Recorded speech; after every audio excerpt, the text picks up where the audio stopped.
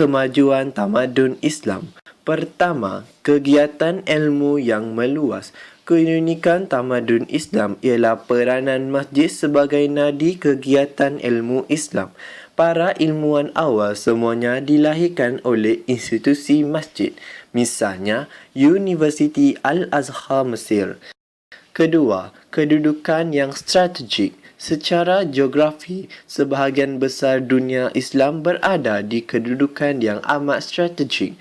Mereka menguasai perdagangan timur dan barat dan seterusnya menguasai jalan-jalan perdagangan. Ketiga, pemerintah yang bertakwa dan bijaksana. Pada zaman kegemilangan Islam, umat Islam diterajui oleh para pemimpin yang bijaksana, bukan sahaja adil tetapi cintakan ilmu. Misalnya Harun al-Rashid pada zaman kerajaan Bani Abbas dan Al-Hakam II pada zaman kerajaan Bani Umayyah. Seterusnya, kejatuhan tamadun Islam. Pertama, pemerintah yang lemah. Pemerintah yang lemah menyebabkan negara akan kucar-kacir, politik menjadi tidak stabil dan ekonomi akan lumpuh. Sesebuah tamadun akan hancur kerana pemerintah yang bersifat zalim, mengamalkan kuku besi dan menindas rakyat. Kedua, kegiatan ilmu tidak berkembang. Pada abad 15 hingga 18 Masihi merupakan zaman kemerosotan tamadun Islam kerana umat Islam tidak tertumpu kepada kegiatan keilmuan kerana mereka memfokuskan kepada kitab-kitab tulisan sarjana iaitu syarahan dan ringkasan. Sedikit demi sedikit, sarjana Islam sebagai pelopor bidang ilmu tersebut diambil oleh sarjana barat. Ketiga, ancaman musuh luar. Ancaman musuh luar juga membawa kepada kemerosotan tamadun Islam. Misalnya, tentera Mongol menyerang kota Baghdad. Islam dijajah oleh Barat dan membawa semua ilmu Islam dalam bentuk buku dan manuskrip yang amat berharga di negara mereka.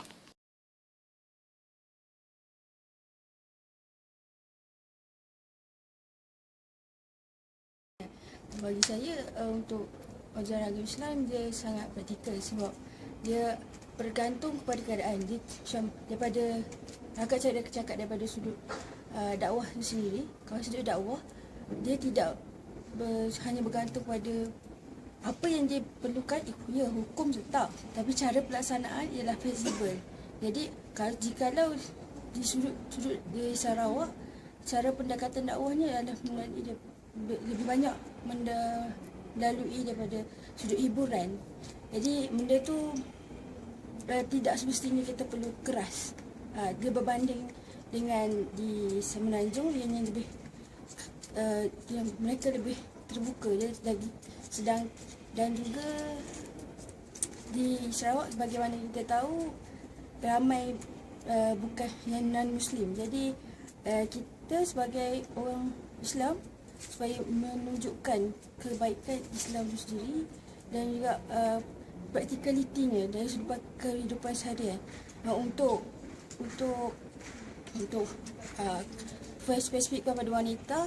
Okey, kebaikan menutup aurat adalah untuk menjaga diri wanita itu sendiri, bukan untuk menyeksa ataupun untuk menyekat kebebasan, tapi adalah untuk kebaikan dia sendiri, untuk keselamatan dan juga untuk mendekatkan salah satu cara untuk mendekatkan diri pada Allah. Itu daripada sudut. Kalau selain itu ajaran Islam tak, bagi saya sebenarnya sangat mudah untuk diamalkan. Kerana macam satu, kalau kita solat adalah rehat bagi kita. Satu, kerehatan. Jadi kalau kita buat kerja sangat panjang, stres apa, solat adalah terapi terbaik untuk menghilangkan stres. Apa yang saya faham tentang ajaran Islam, Islam tu dia universal religion for me. dalam ajaran Islam semuanya disebut mengenai apa yang seorang manusia perlu diketahui, macam mana kehidupan manusia perlu dilalui, apa yang perlu mereka patuhi dalam dunia ini supaya dunia ni be the peace forever. Selain tu ajaran Islam, for me semua ajaran semua tamadun, semua religions are same. Every religion teach a good and bring one person to the right way, and religion is very important for build a good and perfect man in the world. And then Islam dia banyak orang dia memecahkan agama Islam untuk Melayu saja, in Malaysia lah usually, but I don't think so is really, because semua orang perlu mengetahui agama orang lain juga. Orang Melayu juga berperanan untuk mengetahui apa yang kandungan dalam tamadun Islam, apa yang diikuti oleh agama Islam dan juga agama Hindu dan juga Kristian. Sebab semua pelajar dapat mengetahui, they include the titles because they teach every tamaduns. So from that, the student can know how and where the one tamadun is built and how they end up or just going back to the new era. And it is important for a student to get know a tamadun for avoid having a trouble like conflict in one country. Mengenai ajaran Islam, seperti yang saya dah tahu, memang dari kecil lagi ataupun dari sekolah rendah, saya dah tahu apa itu agama Islam. First thing yang saya tahu pasal agama Islam ni masa kecil-kecil dulu, agama Islam sebagai agama rasmi negara Malaysia. And then sememangnya agama Islam merupakan satu agama yang sangat indah.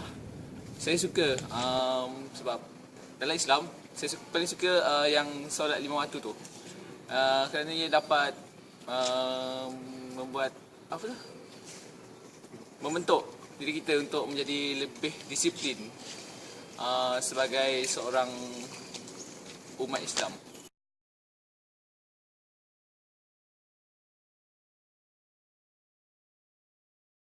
Kita tengok balik kemajuan Islam bergantung kepada kesepaduan, dan kini beramai macam umat Islam sendiri berpecah belah.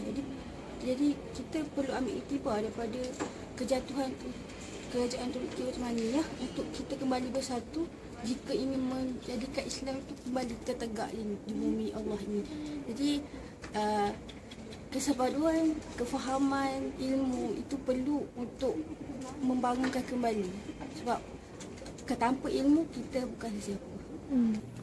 Okey, apa yang telah saya pelajari ataupun iktibar yang saya ambil daripada pasal tamadun Islam ni, saya dah belajar tamadun Islam masa tingkatan 4, lepas tu masa form 6.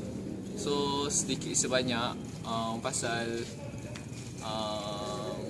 agama Islam saya tahu. So macam sifat-sifat yang terpuji yang ada pada Nabi Muhammad sallallahu alaihi wasallam sepatutnya harus dicontohi semua umat-umat Islam untuk menjadi umat yang sempurna, ataupun seperti yang kita tahu bahawa manusia dilahirkan di dunia adalah untuk memuji pencipta.